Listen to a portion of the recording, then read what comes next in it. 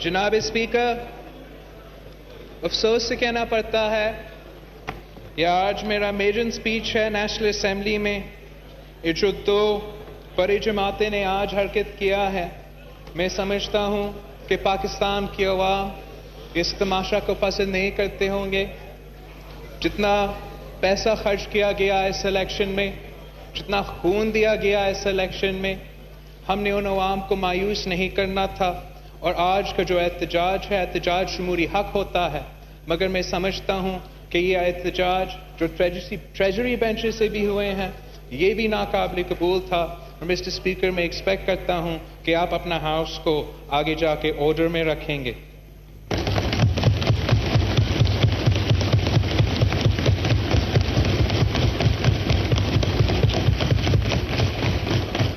Mr. Speaker, I bow my head in gratitude before Almighty Allah that I have been blessed with the opportunity to be a member of this august house.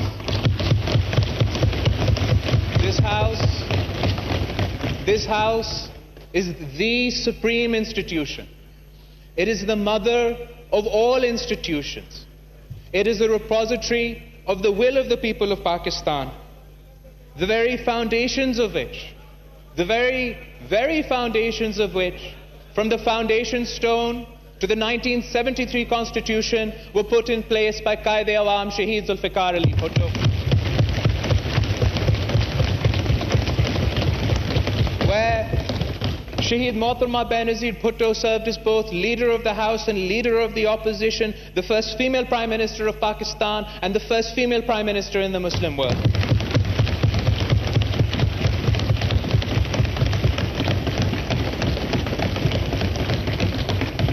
It is indeed a great honor and a challenge for me to be here today. ये जो अवाम का घर है, it has survived attacks from both within and from without. And while we congratulate you, Mr. Speaker, on being elected to your office, we pray कि आप एक bipartisan manner में, एक impartial manner में, पूरी सियासी जमातों के साथ मिलकर, सब सियासी जमातों के साथ मिलकर इस हाउस का इज्जत को, इस हाउस के एहतराम को बचाएंगे, इस हाउस की सुप्रीमेटी का तहफ़्फ़ुज़ करेंगे।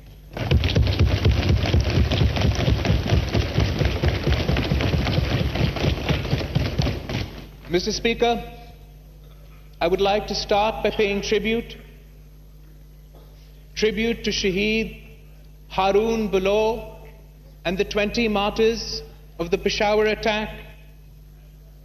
I would like to pay tribute to Shaheed Siraj Raisani and the 128 martyrs of the Mustung attack.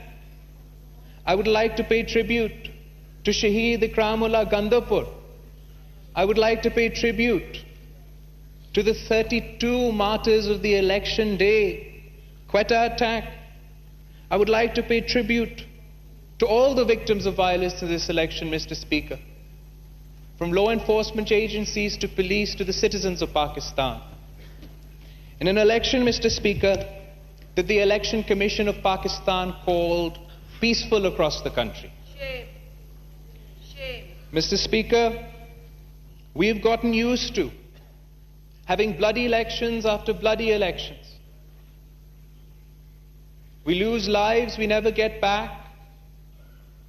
The dead never get justice. The survivors never get answers.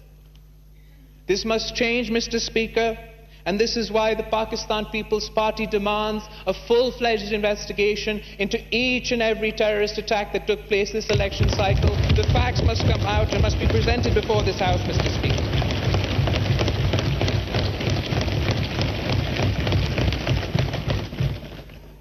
Mr. Speaker, the 2018 general elections have showed us that we have not learned from history, that elections are still manipulated, that there is no level playing field.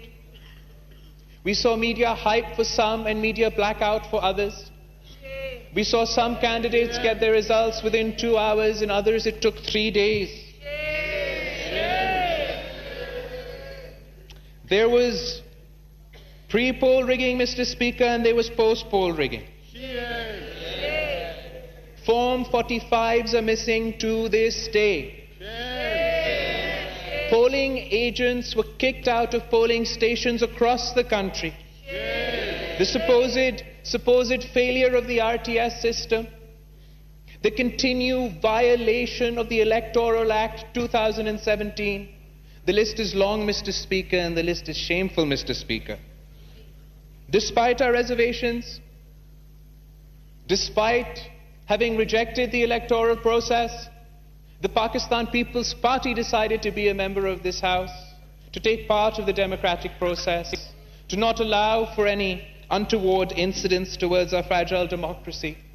And we took it upon ourselves to approach other political parties who had not only rejected the results, but also refused to be members of this House.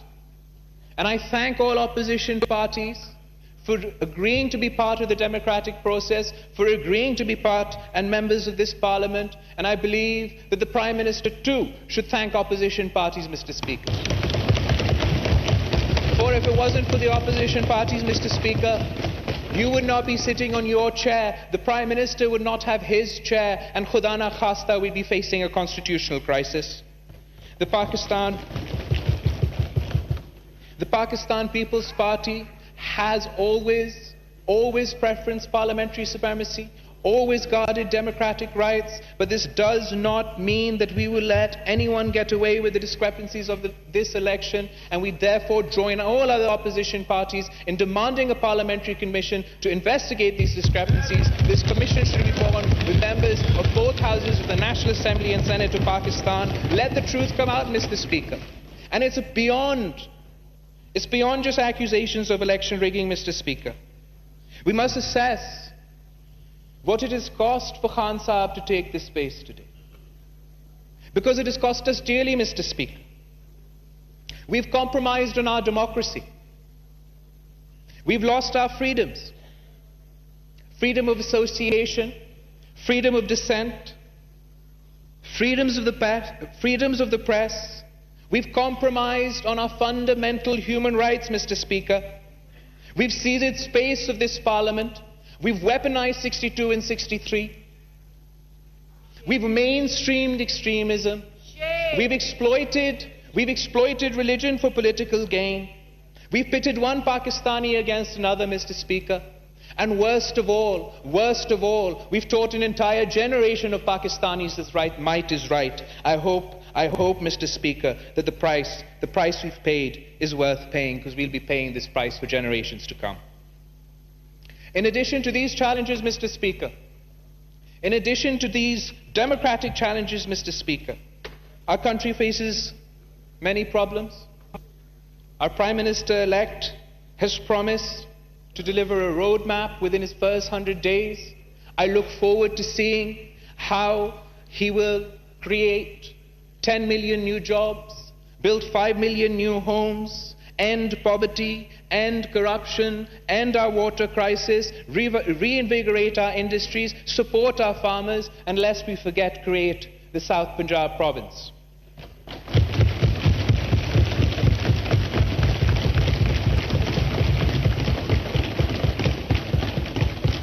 Our economy is in a dire straits, Mr. Speaker. We're drowning in debt. We have an economy that works for the few and not for the many. It is in need of radical reform. I'd like to remind the Prime Minister-elect of some of the promises he made. I believe he said that he would rather commit suicide than take a begging bowl and ask for loans.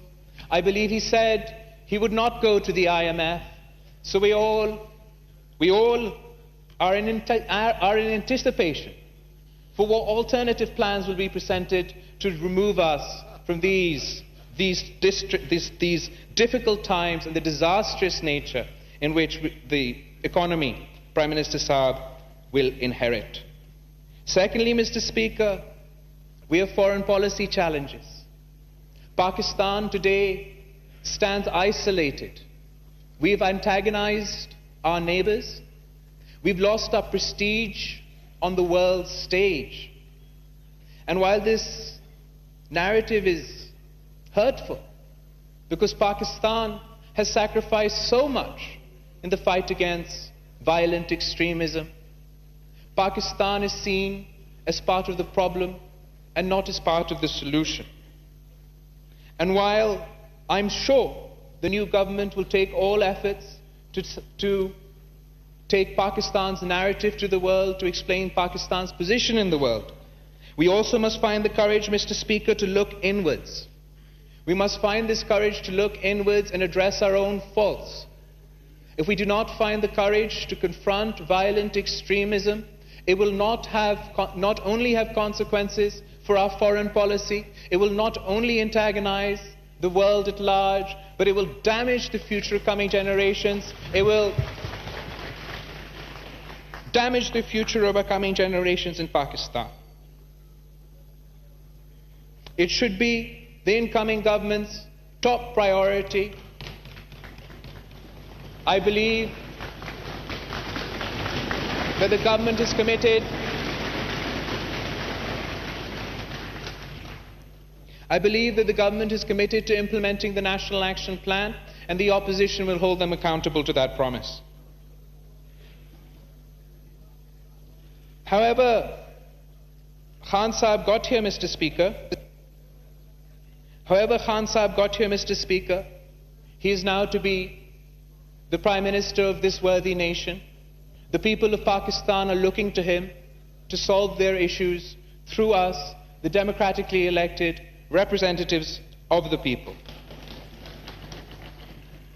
मैं वज़ीर आज़म elect को मुबारकबाद देने के साथ साथ ये याद दिलाना चाहूँगा कि वो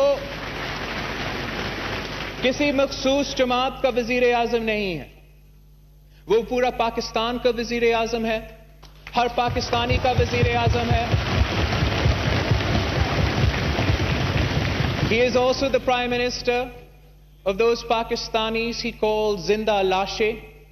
He is also the Prime Minister of those Pakistanis he called donkeys. He is also the Prime Minister of those Pakistanis he referred to as goats and sheep. Wazir Azam Pakistan ki haysiyat mein, Mr. Speaker. Wazir Azam Pakistan ki haysiyat mein, Mr. Speaker. मुझे उम्मीद है कि खान साहब माजी के नफरत अंगेज सियासत से गुरेज करेंगे, अपनी इंतहा पसंदी की सियासत से गुरेज करेंगे और जिस इंटॉलरेंस की कल्चर को आज तक फरोग देते आए हैं उसको दफन करके पूरे मुल्क को साथ लेकर चलेंगे.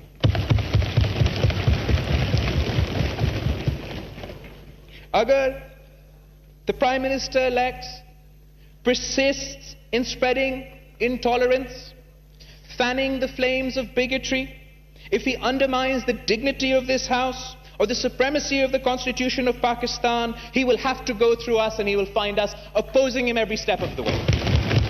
Because the Pakistan People's